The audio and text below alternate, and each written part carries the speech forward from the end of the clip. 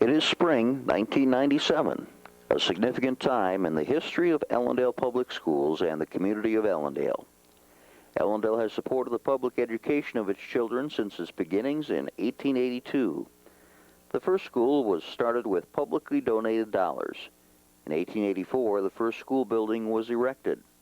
Then in 1915, a new brick building replaced the old. Now the time has come once again to replace our school building. During the past year, construction of a one-story brick building has rendered Ellendale with a new landmark and a bright future. Final construction will be completed this summer. Now the building with over 80 years of memories is demolished. This video will give you one last look at how it was 1915 through 1997. As we enter the building, we begin our tour with the main floor. Lockers line both sides of the hallway. Carpeting gives warmth and hopes to minimize noise.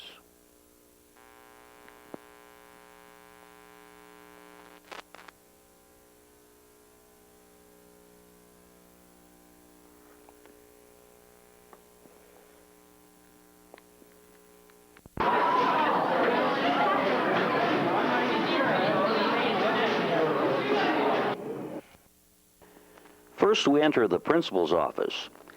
This room is located at the top of the first flight of stairs on the north side of the building.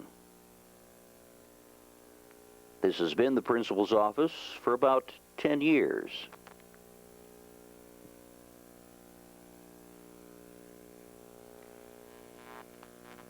Next door to the east is the ITV room. You will notice a modernized-looking classroom with a large TV. Subjects can be taught or learned here through interactive television, and students can participate in classes not offered on our campus, such as advanced math, advanced accounting, foreign languages, agriculture, and others. The principal's office and this room were once a single room. This would have been grade 3 in the very early days and a junior high classroom after the mid-50s. Moving across the hall to the south side of the building, we visit Mr. Rick Hack's social studies classroom. This was first grade for the first 40 years. It then became the high school library and now has served as a classroom for quite some time.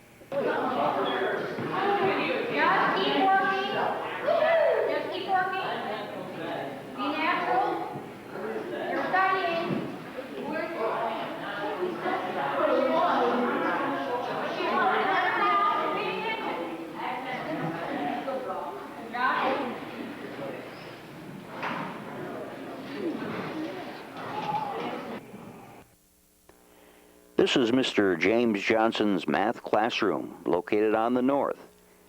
It began as a second grade classroom, has been used for junior high homerooms and classes, and is now math.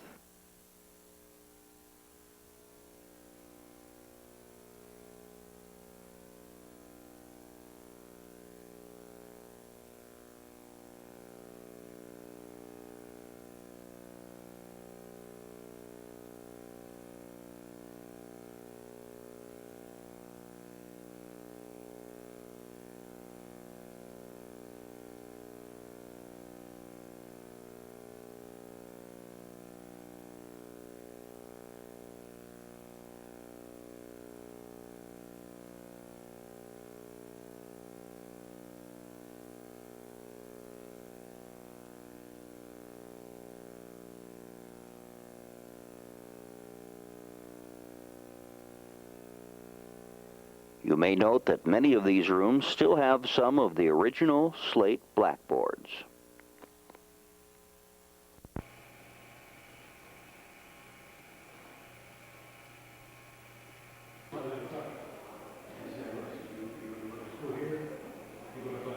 He should have gone to Chicago University. So you're taking pictures? Yeah. Yeah, I took some the other day. I took some yesterday. I don't know if I got enough. Next is Mr. Mark Thielges' classroom. He teaches math also. This room was grade 6 until the mid-50s. It was then used for junior high. In the early 60s, junior high chorus gathered here.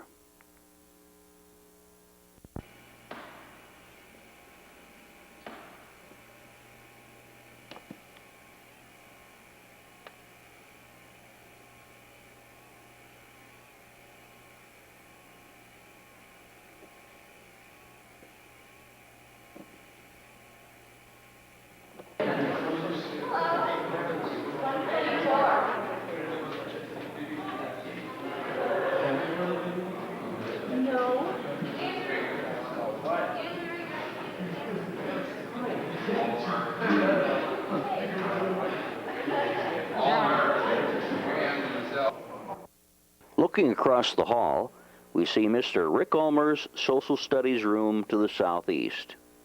Old-timers would recall this as the 7th grade classroom when 7th grade was not considered part of junior high. It has largely been used for junior high classes over the years. Who can forget Mr. B's English class?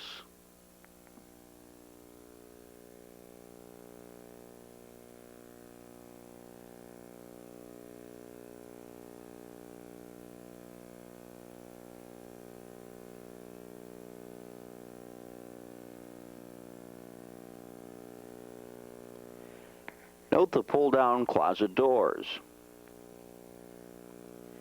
Another interesting note are the coat hooks in the closets that are undoubtedly original at child's height.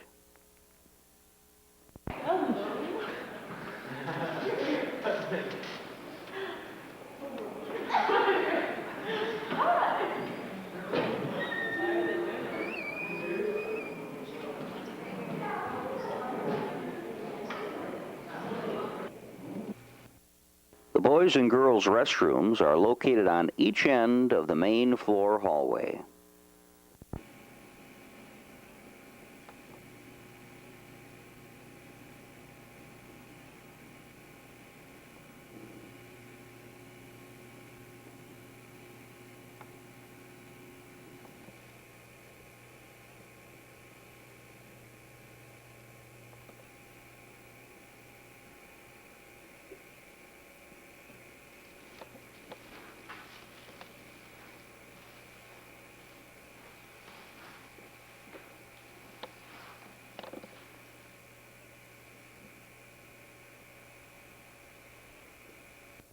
The facilities have been modernized over the years, however, the original doors still remain. The science rooms are on the west.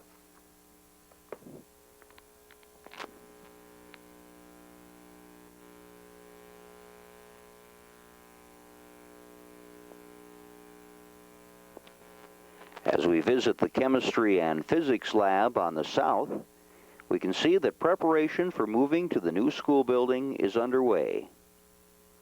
Mr. Peter Sikora is the teacher here.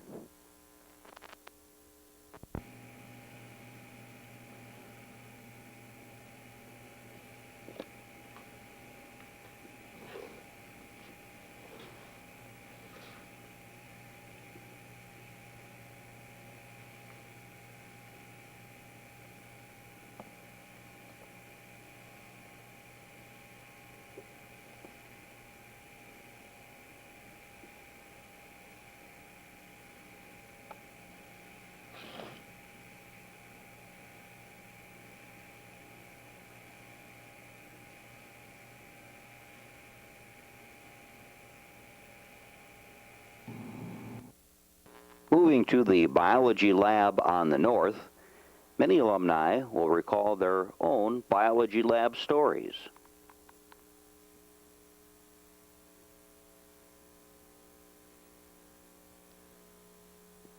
Mr. Eric Skunberg currently teaches the biology and earth sciences.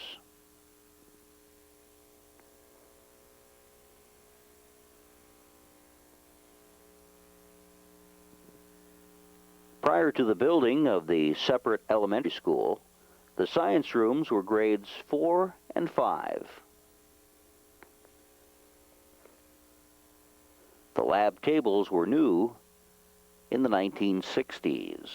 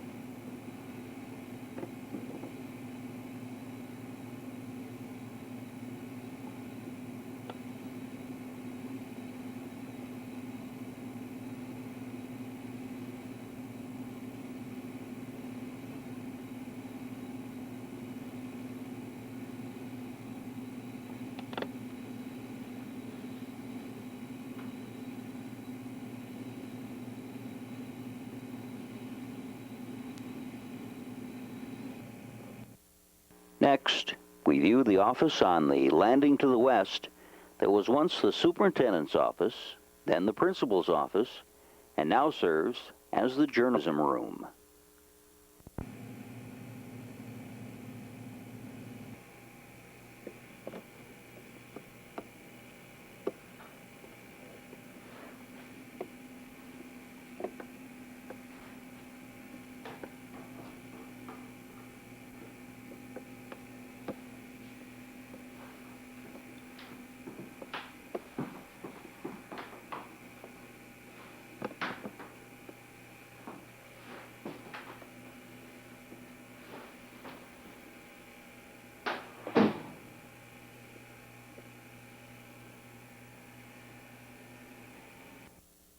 The view down the hall of the top floor is similar to the main floor.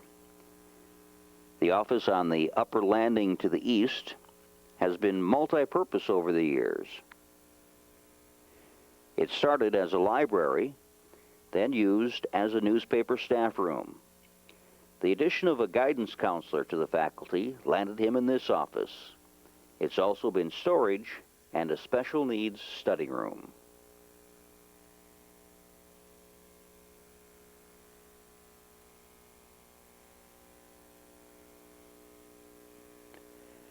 The office on the landing below has always been a teacher's lounge and workroom.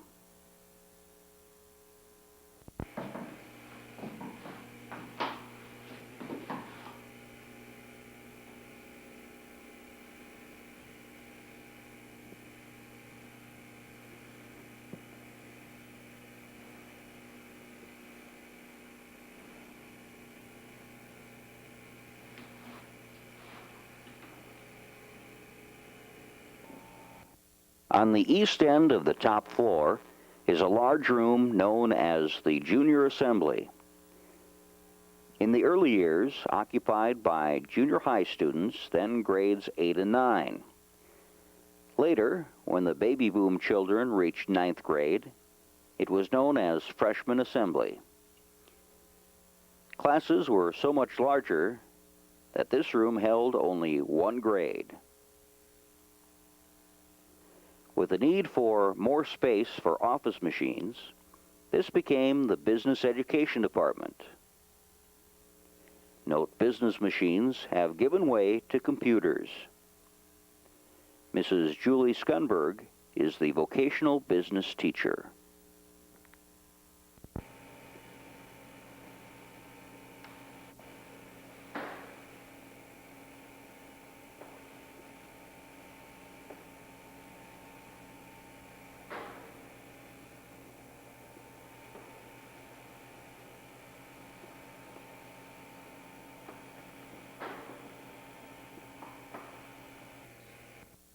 Next is the special education classroom. The special education teacher is Mrs. Lynette Durheim, provided to us by the Multi-District Special Education Unit.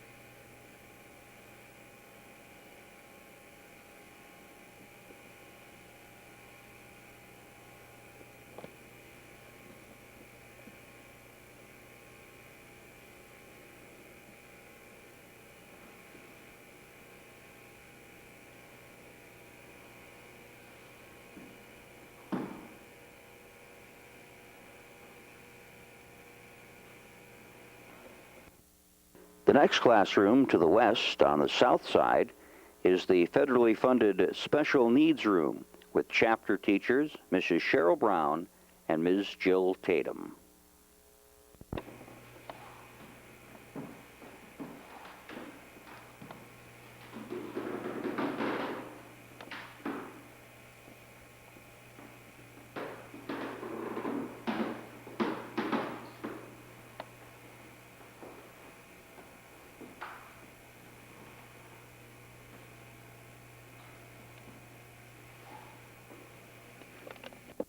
The office at the top landing on the west is the Career Resource Center.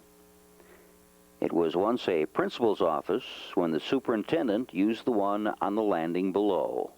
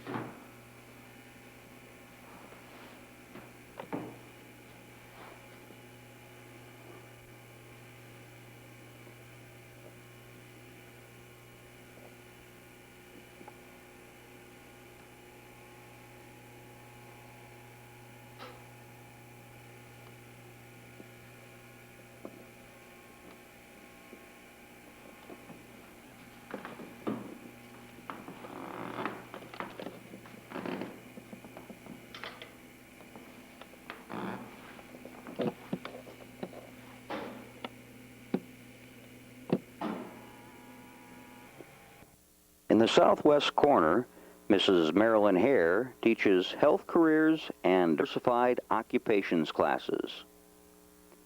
In the early years, this was the science room. It then became the typing room.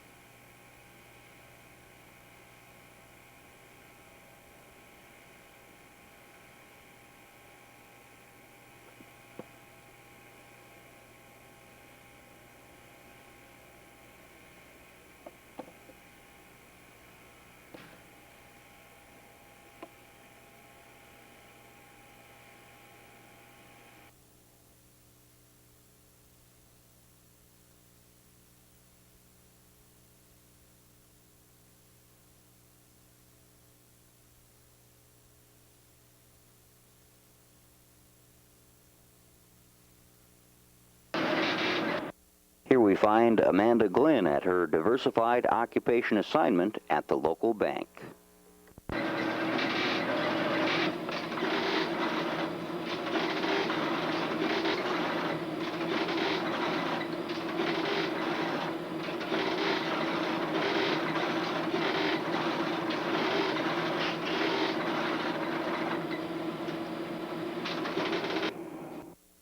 At the west end of the hall, Mrs. Kathleen Burkhart, the guidance counselor, has just moved from this office to the new building.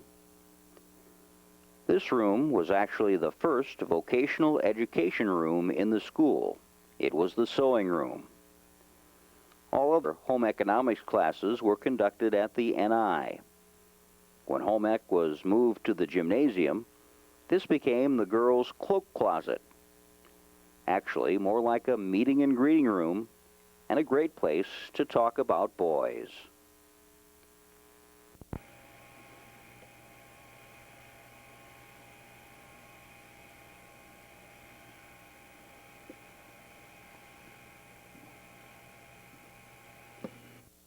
The northwest corner room is the only room that has been constantly used for the same subject, English.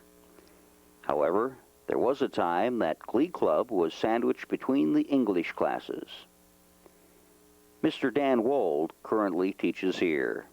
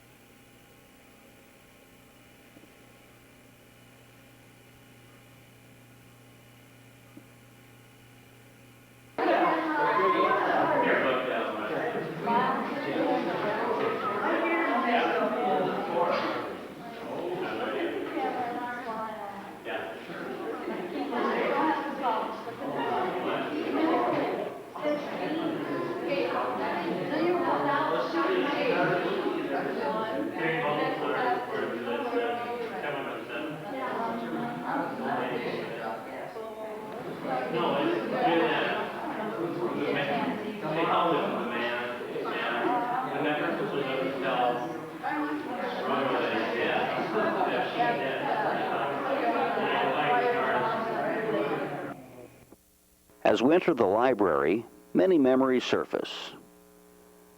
On the east, note the stage is still present. Before the gymnasium in 1938, any functions requiring a stage took place here. Prior to being a library, this was the senior assembly. It was homeroom to the majority who passed through these halls in the first 50 years. These were the pre-locker years. Everyone had an assigned desk to keep their books and belongings. And oh yes, do not forget the study halls. The librarian is Bernice Thielges. Note the use of both old and new, the card catalog and also the computer. Study carols are seen throughout.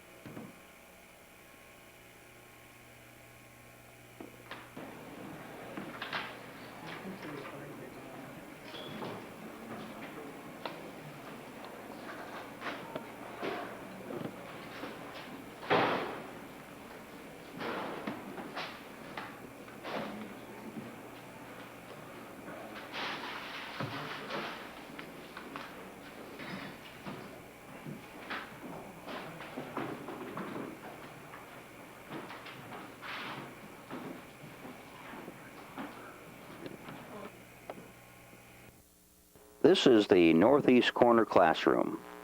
This is the room behind the former junior assembly. Mr. Myron Massett calls this his home away from home and teaches English and speech classes here. Once, this was part of the junior assembly. It has had its walls moved more than once to adjust to class sizes and uses.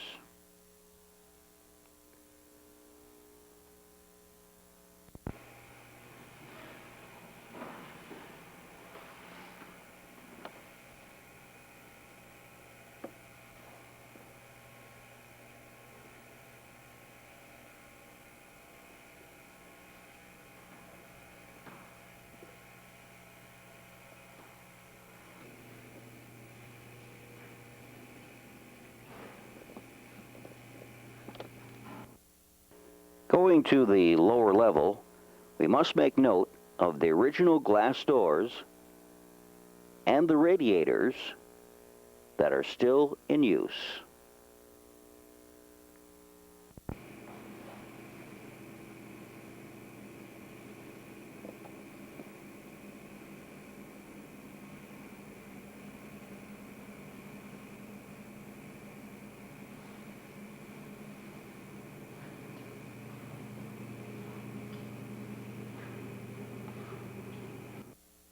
Walking the very worn stairs, we visit the teacher's lounge.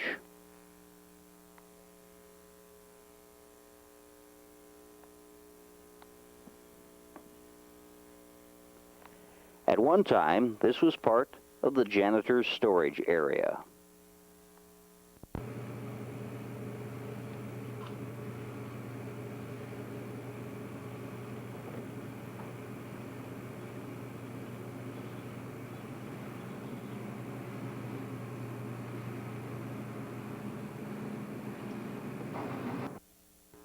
Next, we move into the janitor's area. Supplies, tools, washer, dryer, etc.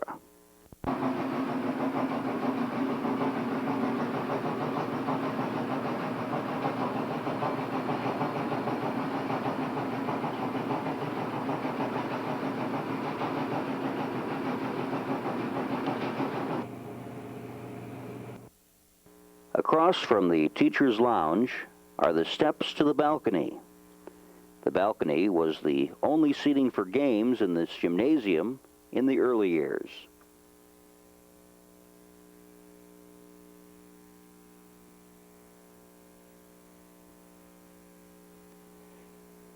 The balcony is now enclosed and used as a storage area.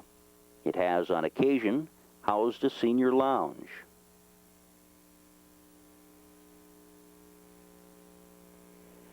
This is currently the band room.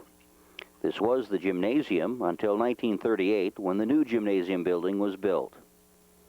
Many games were played at the NI Auditorium. This room has housed kindergarten and was the lunchroom in 1955 and 56. Remodeling for the built-in risers was done in 1975. Band and chorus are scheduled as daily class periods. 40 years ago, one recalls that the band practiced before the school day began.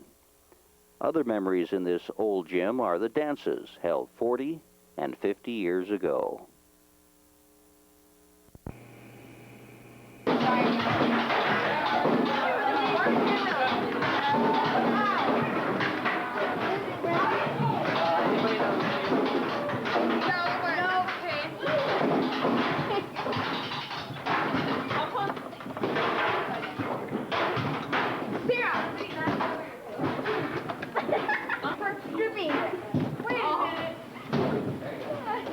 That'd be really funny.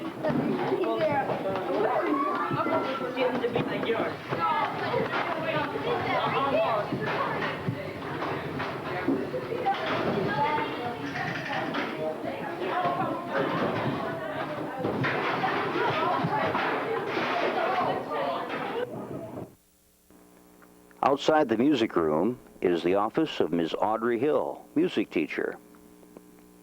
This is served as a nurse's office, a kitchen, an art classroom, for storage, and an office.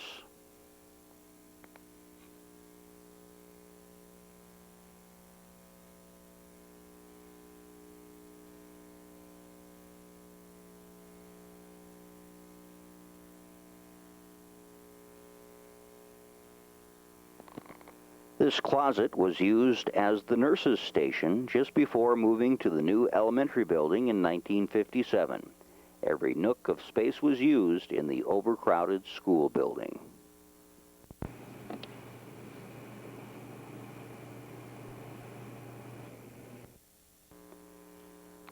Now we visit the Industrial Technology Department.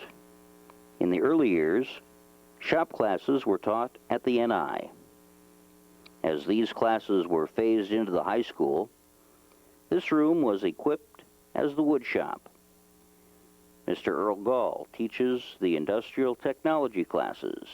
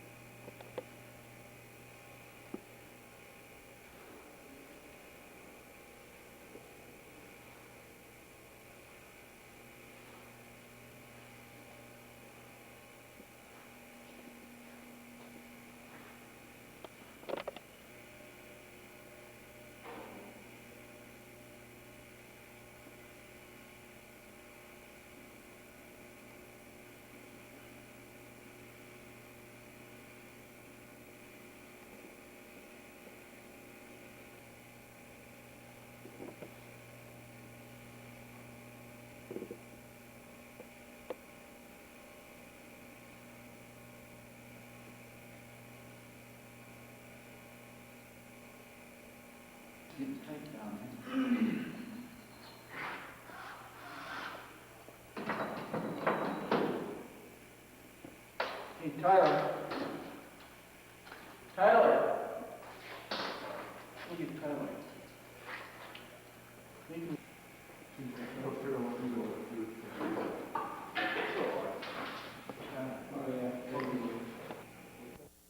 As you can see, the classroom next to the shop has computer drafting as well as basic drafting. Many computer-aided classes are taught.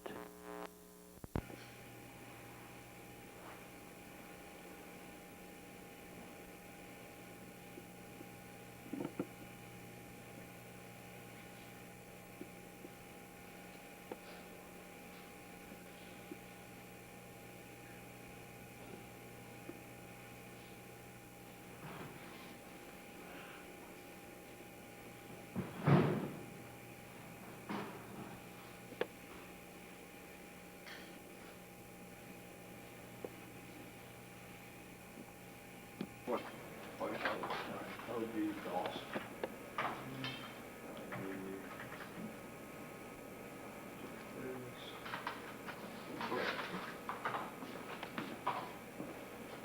I need this. You don't need that.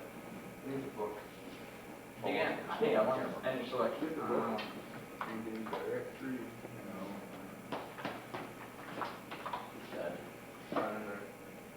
I'm not even making the ground. It is machine.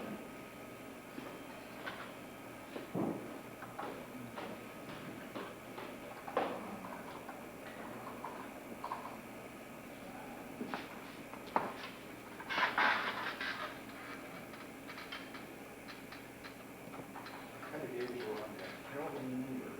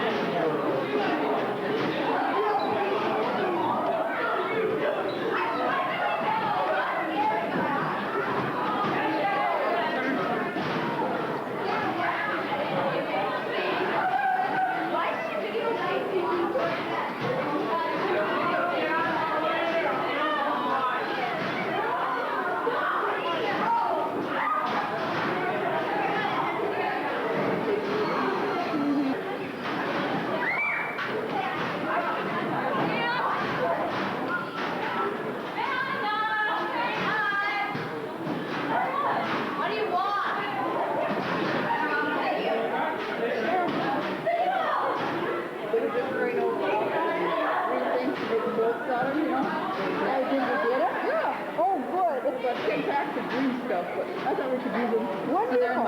Anything else you can scavenge would be great.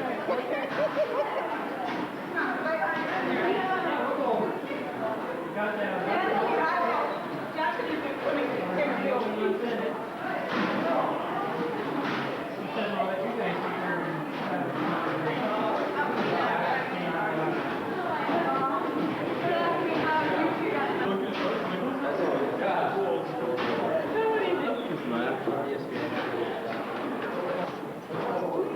You do too. Going to this house? Chemistry. After the students helped to move books, equipment, and furniture to their new school building in April, they were allowed, markers in hand, to realize a desire to write on the walls and not fear punishment.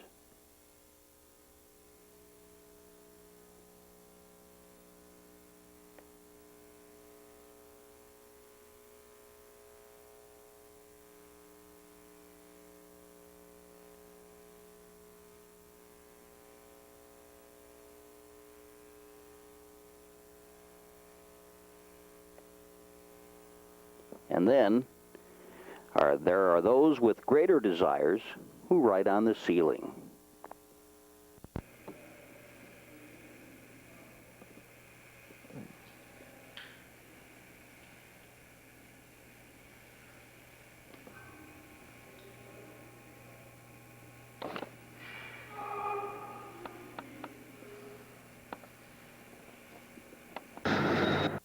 Over a 3-day period beginning June 9th, 1997, the old school was demolished to make way for the remaining construction of the new.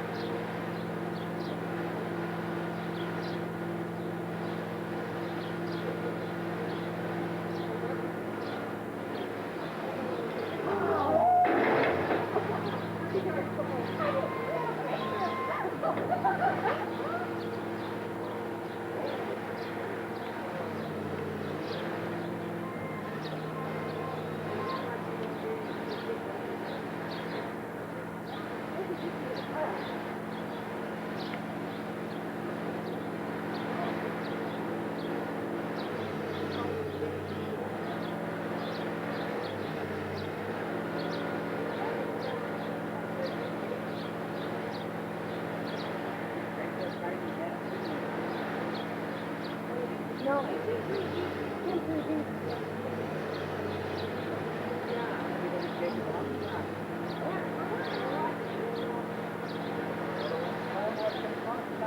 it down.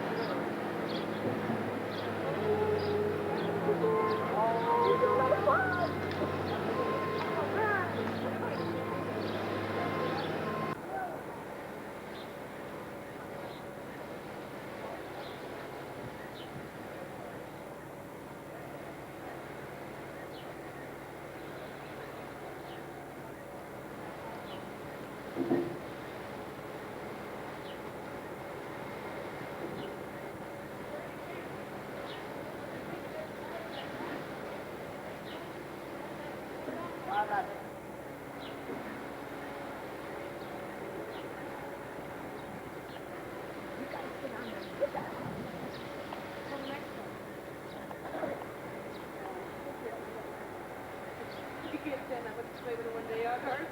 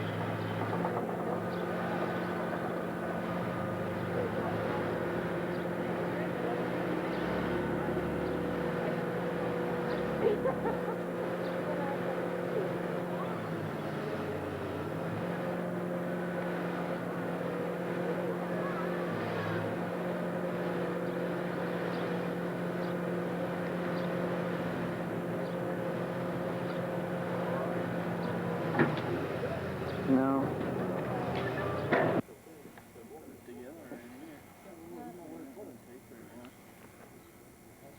They don't think anybody will do anything to it.